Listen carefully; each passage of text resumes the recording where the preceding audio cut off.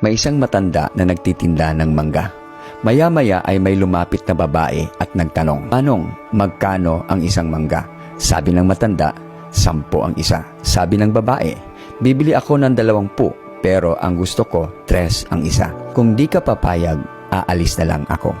Sumagot ng matanda, "Sige ma'am, bilihin nyo na lang po sa presyong gusto ninyo. Wala pa akong benta sa araw na to." At bumili nga ang babae. Pagkatapos niyang bumili, pumasok ang babae sa sikat na restaurant sa syudad para bumili naman ng kanyang pagkain. At ang tanong niya, "Magkano ang pagkain nyo?" Sumagot ng cashier, 450 lahat ma'am." Nagbayad ang babae ng 500. Sabay-sabi, "Sayo na ang sukli."